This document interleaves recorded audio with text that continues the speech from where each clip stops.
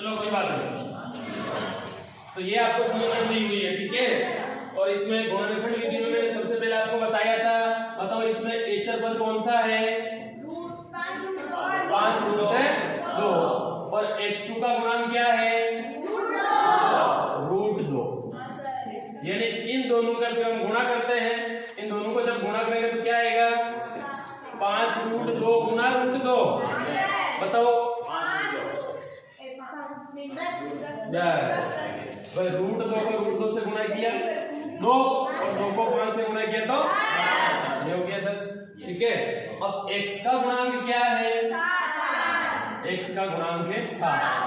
अब 7 की और 10 की हम तुलना करेंगे। तुलना कैसे करनी है आपको कि गुणा करने पर तो वो संख्या 10 होनी चाहिए और जोड़ बाकी करने पर 7 होनी चाहिए।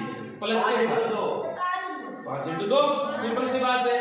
और अगर डायरेक्ट ऐसे नहीं आता है तो ये जो संख्या गुणनखंड में प्राप्त होती है ना, इनको आप टुकड़े कर करके देख लो भाई 10 कौन कौन से पहाड़े में आते हैं। जैसे 1 × 10 है, फिर 2 × 5, ठीक है। ऐसा यही दो टुकड़े ही है इसके, तो किसी ना किसी तो कोई तो मिलेगा ही मिलेगा आपको, ठीक है। तो 5 × 2, तो इस समीकरण से लिख दो, देखो √2x²। केवल इस 7x के टुकड़े किए हमने, वो भी 2x लिखो पहले या 5x लिखो, कोई भी संख्या पहले लिख सकते हो, ऐसा कोई जरूरी नहीं है, ठीक है ना। तो मैंने पहली संख्या लिख दी यहाँ पे 5x प्लस 2x प्लस 5 √2 बराबर 0, ठीक है। इस समीकरण से ये समीकरण आ गई और 7x के टुकड़े ऐसे किए तो इनको गुणा करने पर वो भी टुकड़े मिल जाएंगे, ठीक है। अब देखो एक ये जोड़ा बन रहा है, एक जोड़ा बन रहा है। अब इसमें क्या कॉमन आ रहा है? दोनों में x कॉमन आ रहा है, केवल x ही कॉमन आ रहा है। x यहाँ क्या बच गया? ठीक है। अब इधर क्या बच गया? 5 ले लिया, ठीक है, बराबर। अब आगे प्लस आ गया। अब समझना आप यहाँ प्लस नहीं लेना है, एक मिनट पहले देखो आप। अच्छा सभी जगह प्लस प्लस है तो कोई बात नहीं, प्लस ले लो आप। अब देखो ये जो कोष्टक है ये सेम कोष्टक आगे मिलना चाहिए। अब क्या करें कि आगे मिले? अब यहाँ पहला क्या आ रहा है? √2x, हमारे पास तो 2 ही। तो अब क्या करेंगे हम? यहाँ देखना आप, जैसे इसमें भी √2 है, अगर मैं कॉमन √2 ले लूं बाहर तो ये पद तो 5 बच गया, 5 है अपने। अब यहाँ 2 है तो मतलब कॉमन लेने का मतलब क्या है? किसी संख्या में भाग देना होता है। तो कॉमन लेने का मतलब तो किसी संख्या में भाग देना ही होता है। अब इनको देखो प्रीमेकरण कर लो, √2 को √2 से गुणा कर लो, यह गुणा, फिर 2 √2 और √2 को √2 से गुणा किया, 2 से 2। अब समझे कि नहीं समझे? 2 में से √2 बाहर ले लिया तो क्या बच रहा है? शेष √2 बचा। कैसे? इस प्रकार से बचा, ठीक है भाई। कॉमन लेने का मतलब भाग देना होता है। मैंने जब 2 में से √2 कॉमन लिया, कॉमन लेना मतलब भाग दिया, तो हर का प्रीमेकरण किया, √2 को √2 से गुणा किया, 2 √2 को √2 से गुणा किया, 2 हो गए और 2 से 2 कट गए, शेष क्या बच गया? √2 प्लस 1 से 7 में, और इस वाले पद में क्या बच गया? अब बताओ दोनों कोष्टक समान हैं? वैसे ही √2x प्लस 5 कोष्टक x प्लस √2 = 0। अब वो स्थिति या तो √2x प्लस 5 = 0 प्लस के 5 है, उस तरफ लेके जाएंगे तो माइनस के 5 और √2 गुणे इस तरफ आ गया तो एक मूल तो आपने ये आ गया, और या फिर x प्लस √2 = 0 तो x बराबर माइनस के √2, ये दोनों आ गए, ये हो गया, ठीक है। दूसरा प्रश्न, उदाहरण 1 में दी गई समस्याओं को हल कीजिए। चलो निकालो उदाहरण 1। पहला है जॉन और जिमटी दोनों के पास कुल मिलाकर 45 कंचे हैं। कितनी कंचे हैं? 45, और दोनों ने 5-5 कंचे खो दिए। बच्चों में होता तो बड़ा रोता अब उनके पास 5 कंचों की संख्या का गुणनफल 124 है। हम जानना चाहेंगे कि शुरुआत में उनके पास कितनी कंडियां थी। दूसरे का पहला हल, माना जॉन के पास कंचियों की संख्या हमने क्या मान ली? x मान ली, ठीक है। जब जॉन के पास x है और कुल कंचिया हमारे को दे रखी है 45, तो दूसरा नाम नहीं है जीवंती। वाह, जीवंती के पास कितनी होगी भाई? कुल 45 है, 45 में से x इनके पास है तो शेष बचेगी जो इनके पास रहेगी, तो 45 में माइनस कर दो, 45 माइनस है। समझ गया अक्षर? ठीक है। अब पर्सन के अनुसार पर्सन कह रहा है कि दोनों के पास से 5-5 कंचियां कम ली, ठीक है। हाँ, तो पर्सनानुसार जॉन के पास कंचिया, अब जो शेष है 5 में गमा 2 जगह गमा दी, 1-5 है, ठीक है। और जीवंती के पास जो कंचिया है उसमें से भी 5 गमा दो, तो 45 माइनस x में से आप 5 कंचिया गमा रहे हैं, ये घूम गए, ठीक है। बाकी कटा दो यार, 45 में 5 दिया तो 40 माइनस, ठीक है। ये हो गया। अब पर्सन के अनुसार कह रहा है कि जो 5-5 संख्या गुम जाने के बाद दोनों संख्याओं का गुणनफल दे रखा है, तो x से -5 गुणा 40 माइनस x, इनका गुणनफल कितना दे रखा है? 124। अभी इसको सरल करो, x को 40 से गुणा किया 40, x को x से गुणा किया x स्क्वायर, 5 को 40 से गुणा किया माइनस के 200, और माइनस को माइनस से गुणा किया प्लस, और 5 को गुणा किया तो 5x इक्वल टू 124। सरल कर दो। अब देखो 40x से 5x कितना हो गया? 43x। अब सारी संख्या को उस तरफ पक्षांतर कर दो, क्योंकि यह x स्क्वायर माइनस का, तो उस तरफ पक्षांतर किया प्लस का हो गया, ठीक है। और 40 से 45 प्लस के थे, उस तरफ किया तो माइनस क्या हो गया? 124 पहले से उधर प्लस के हैं, और 200 माइनस के थे, उस तरफ किया तो बराबर है 0। अब इनको सरल करो, x स्क्वायर माइनस 45x जोड़ेंगे इनको तो 324। अब ये समीकरण है, आपको इसको सरल करना।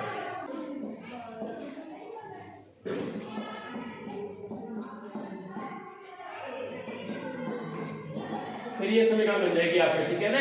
कॉमन ले लेना।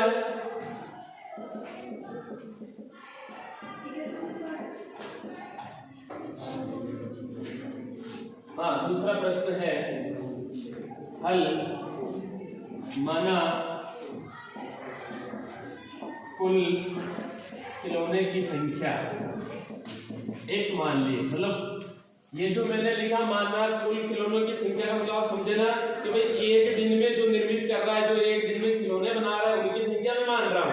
तो आप चाहो तो पूरा भी लिख सकते हो, माना एक दिन में कुल खिलौने निर्मित किए गए खिलौनों की संख्या, ऐसे भी लिख सकते हो।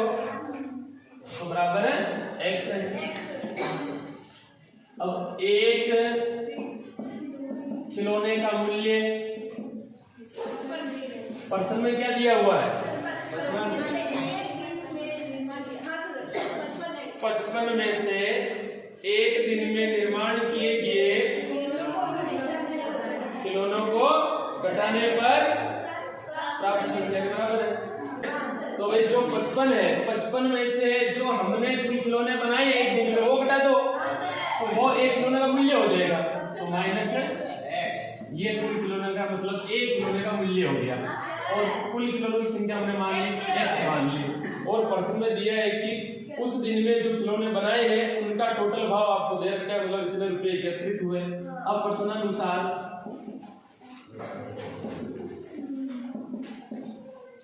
कुल खिलौनों की संख्या x थी, एक खिलौने का मूल्य हमने 55 माइनस x मान लिया, और इसका टोटल मूल्य कितना दे रखा है?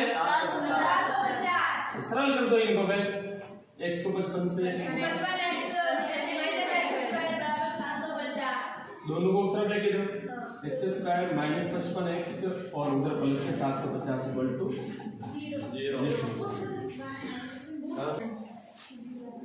25 दिया 75, आगे 750 माइनस 25x और माइनस 30x और बराबर 750। तो ऐसी दो संख्याएं ज्ञात कीजिए जिनका योग तो 27 और गुणनफल है 13-14 है। हल माना पहली संख्या हमने मान ली x वही सेम। अब दूसरा प्रश्न किया था ना हमने पहला, सेम। पर जब पहली संख्या मैंने x मान ली और संख्याओं का योग आपको दे रखा है 27, तो दूसरी संख्या क्या होगी? 27 माइनस x। 27 minus x। और प्रश्नानुसार यानी प्रश्न में जो शर्त दे रखी है आपको कि दोनों संख्याओं का गुणनफल आपको दे रखा है, तो गुणनफल कितना दे रखा है? 182। सरल कर दो इसको, कर लोगे बराबर 182। अब उसको उस तरफ पुरुषांतर कर दे में, ये माइनस का था तो किसका हो गया? प्लस का हो गया।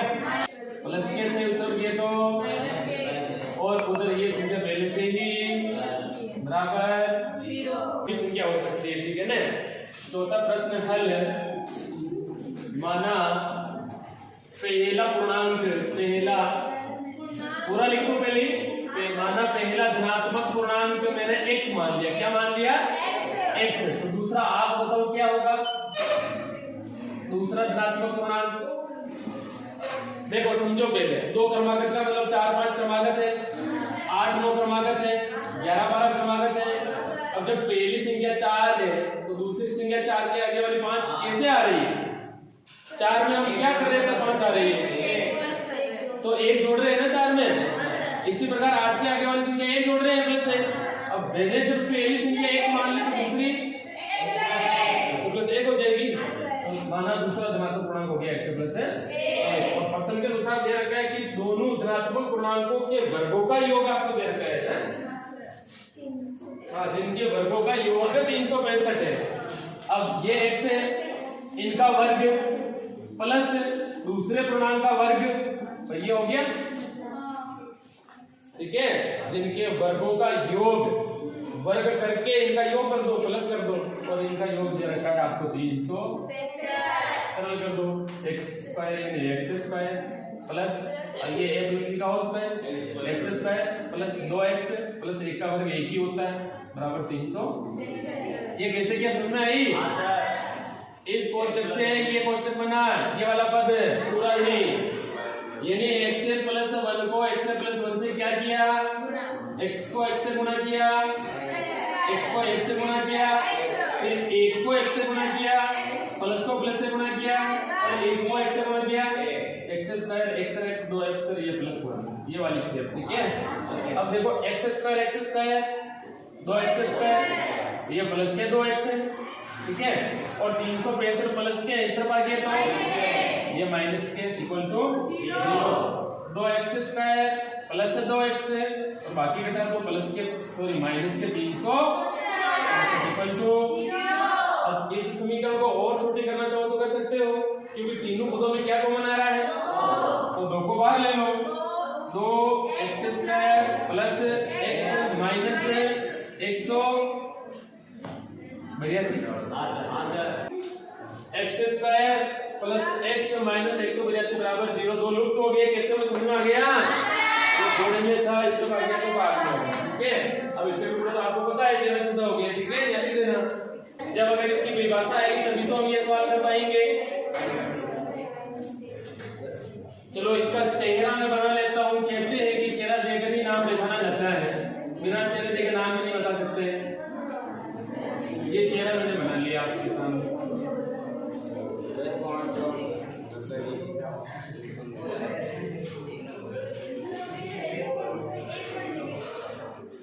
वो तो समकोण है, ठीक है, बिल्कुल सही है। अब मैं पूछ रहा हूँ समकोण त्रिभुज किसे कहते हैं?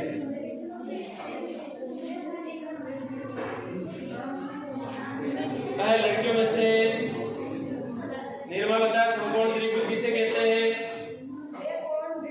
समकोण त्रिभुज, हाँ वेरी गुड। ऐसा त्रिभुज जिसमें एक कोण 90 डिग्री का उसे समकोण त्रिभुज है। और समकोण त्रिभुज में समकोण के सामने वाली भुजा कर्ण, और ये आधार होता है, और ये वाला ये ऊंचाई और लंबर ऊंचाई एक ही बात है, समझना, ठीक है। अब प्रश्न कह रहा है कि एक समकोण त्रिभुज की ऊंचाई उसके आधार से 7 सेंटीमीटर कम है। तो मैंने मान लिया आधार मान लीजिए x है, माना कि आधार है x है, तो ऊंचाई कितनी हो जाएगी? x से माइनस 7। ये ऊंचाई हो गई x से माइनस 7 और कर्ण दे रखा है आपको 13। तो अन्य भुजा ज्ञात कीजिए। लिख दो हल। माना त्रिभुज एबीसी में आधार BC बराबर x है, ठीक है, तो ऊंचाई क्या होगी? x से माइनस 7, ठीक है, और कर्ण आपको दे ही रखा है, दिया है कर्ण कितना है? 13 सेंटीमीटर। सेंटीमीटर ही गई, ठीक है।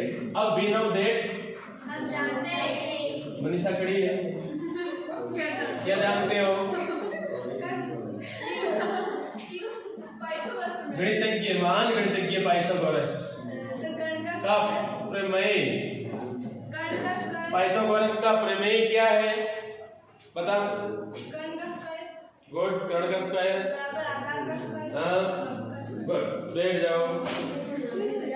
कर्ण का स्क्वायर बराबर आधार का स्क्वायर प्लस लंब का स्क्वायर। कर्ण का मान कितना है? 13। आधार का मान कितना है? x। लंब का मान कितना है? 1 से माइनस 7 का। सरल कर दो इसको। 13 का वर्ग